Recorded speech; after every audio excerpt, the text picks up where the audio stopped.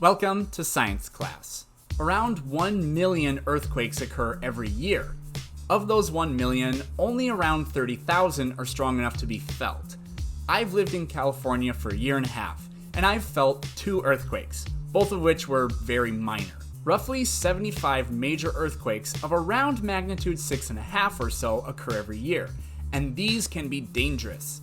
In this video, we will be learning how seismic instruments detect earthquakes, how their energy is calculated, and the dangers that are associated with earthquakes.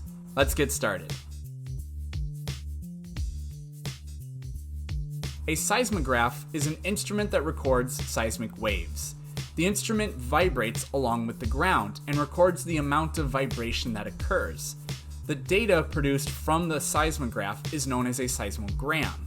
A seismogram shows you the ground motion during an earthquake episode. A seismogram will plot the distinct P and S waves, which allows seismologists to calculate the distance to the earthquake epicenter. You've probably heard of the Richter scale before. Scientists no longer use the Richter scale, neither does the media. The Richter scale ranked earthquakes by the height of the amplitude of the largest seismic wave. The official method for measuring the energy released during an earthquake is moment magnitude. Moment magnitude takes into account all of the following. 1. The surface area of the fault. 2. The average displacement or movement along the fault. And 3. The rigidity of the rock. These 3 variables allow seismologists to truly know how energetic an earthquake was. If a section of the San Andreas Fault, 5 kilometers long, moves 20 centimeters during an earthquake, that's more energetic than a section only 1 kilometer long, moving the same distance. Like the Richter scale, moment magnitude is calculated logarithmically.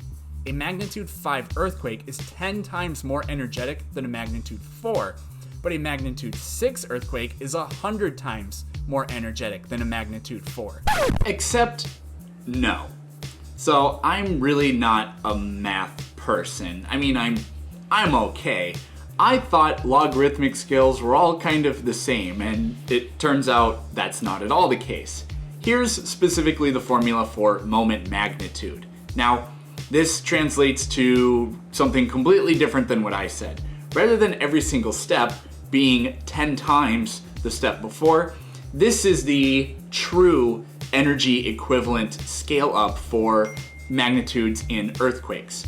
So if we start with a magnitude 2, and we'll just call the energy of that 1, then a magnitude 3 earthquake is 32 times more energetic, not 10 times more energetic. But then a 4 is 1,000 times more energetic. And then a 5 is 32,000 times more, a 6 is 1,000,000 times more, all the way up to a magnitude 10 earthquake is 1 trillion times more energetic. So I did not realize this error at the time. I assumed something, which was stupid of me, but luckily I fixed it. Okay, back to the video. Luckily, the more energetic the earthquake is, the more rare it is. The 1964 Alaska earthquake had a magnitude of 9.2, making it stronger than all other earthquakes ever recorded in North America combined. The most powerful earthquake ever detected was in Chile in 1960, with a magnitude of 9.6. Another measurement used with earthquakes is intensity. Intensity is expressed using Roman numerals, and it is a measure of how much ground movement occurs. The scale used for intensity is the modified Mercalli scale. Intensity is greatest near the epicenter of an earthquake, and it gradually decreases as you move farther from the epicenter. Intensity is not exactly a scientific measurement, but it is still useful for understanding earthquakes. The amount of ground movement is more relevant to understanding how much damage is caused by an earthquake than magnitude in many cases. The 2010 Haiti earthquake was extremely violent.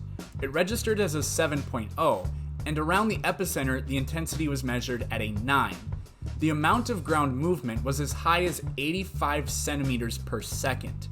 Even though the earthquake lasted less than 30 seconds, the high amount of ground movement caused catastrophic damage. Many homes in Haiti are made of loose materials or inflexible cement and stacked dangerously close together.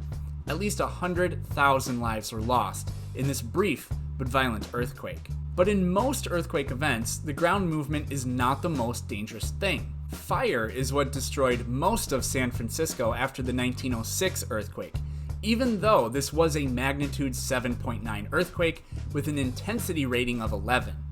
In 1923, a magnitude 7.9 earthquake struck Japan, and more than 140,000 people lost their lives, mostly from fires. Earthquakes can also trigger landslides, especially since most earthquakes occur where there are also mountains, so the terrain is vulnerable to landslides. Similar to landslides are avalanches, which can be deadly as well. In 2015, a magnitude 7.8 earthquake struck Nepal. High in the Himalayas, an avalanche completely destroyed a village. Seeing the site afterwards, it is impossible to have known that there was a village there before unless you had seen it with your own eyes. The vibration of the ground can cause the ground to act like a liquid. This is a phenomenon known as liquefaction.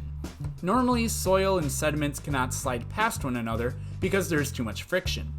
But vibrations allow the sediment particles to jostle and move around, and in turn, heavy objects can sink into the soil, and buoyant objects can float in it. Septic tanks can pop out of the ground, and buildings can sink into the ground during an earthquake. Then there are tsunamis. Tsunamis are triggered when a piece of the ocean floor is suddenly thrust upward or when an underwater landslide occurs. Tsunamis can travel over 800 kilometers per hour. That's well over half the speed of sound.